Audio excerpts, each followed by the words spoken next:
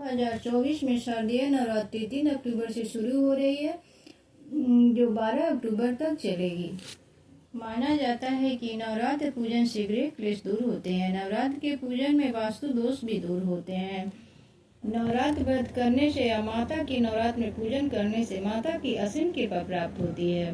तो आज हम जानेंगे इस अंक में पूजन सामग्री के बारे में, था किस दिन कौन से भोग लगेंगे, कौन सी तिथि किस तारीख को पड़ रही है। आइए ये सब इस अंक में हम जानते हैं। इस साल नवरात्रि 10 दिनों तक मनाई जाएगी। नवरात्रि के पहले दिन घट स्थापना की जाती है। इसके बाद माता की पूजा 9 दिनों तक की जाती है। नवरात्रि के दौरान लक्ष्मी जी, दुर्गा माता और माँ सरस्वती अपने मायके आती है, ऐसा माना जाता है। नवरात्रि के बाद दशहरा का त्योहार आता है, जो बुराई पर अच्छाई का प्रतीक माना जाता है। नवरात्रि पूजन में इन 5 सामग्रियों के बिना पूजा अधूरी मानी जाती है। इन चीजों का नवरात्रि पूजन में विशेष ध्यान रखना चाहिए।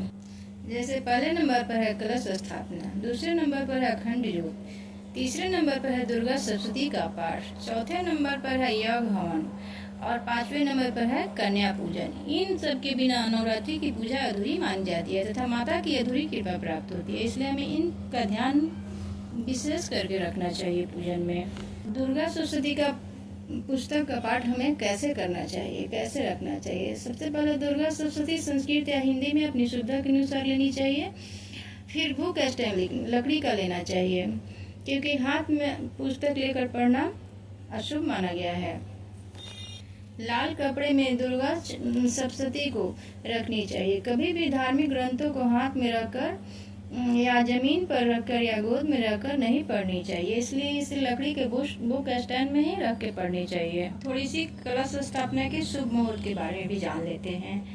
जो 6:17 से सुबह 8:15 तक विशेष है।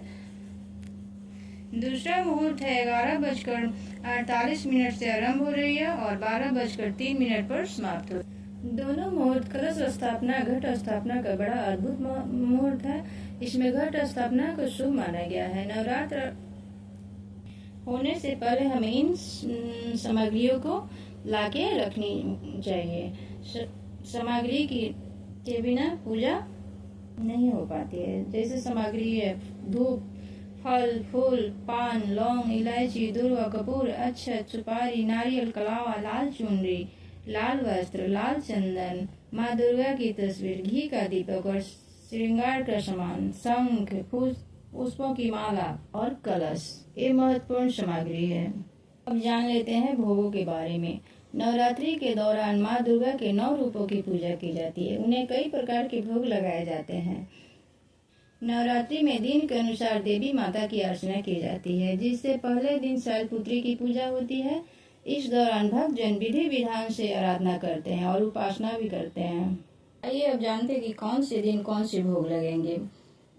पहला दिन 3 तारीख को माँ शैलपुत्री की पूजा होगी, जिनका भोग है धृत से लगता है, जो निरोगी काया प्रदान करती हैं, जो निरोगिता यानी रोग से मुक्ति देती हैं। दूसरा है माँ ब्रह्मचारिणी की पूजा, जो 4 अक्टूबर को है। इनका भोग शक्कर से लगता है, जो दीर्घायु प्रदान करती है, उम्र को बढ़ाती हैं। तीसरा माँ चंड घंटा की पूजा, जो 5 अक्टूबर को। इनका भोग दूध से लगता है, जो दुखों से निवृत्ति करती हैं। चौथा माँ कुष्मांडा की पूजा, जो 6 अक्टूबर को है, जिनका भोग मालपुए से लगता है, जो विघ्नों का नाश करते हैं। पांचवा माँ स्कंद माता, जो 7 अक्टूबर को है। इनका प्रिय भोग है केला, जो बुद्धि का विकास होता है।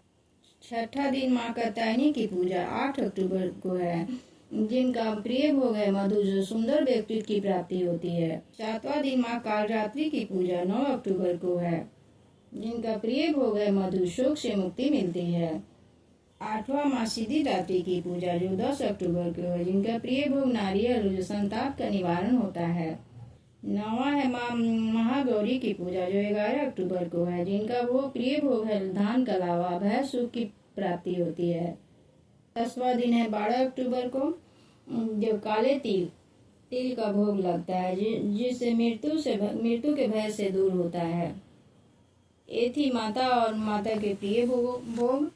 ये थी माता के 9 दिन और 9 प्रिय भोग, 9 रुपए का 9 प्रिय भोग। आपको वीडियो अच्छी लगे तो लाइक सब्सक्राइब कर दीजिएगा।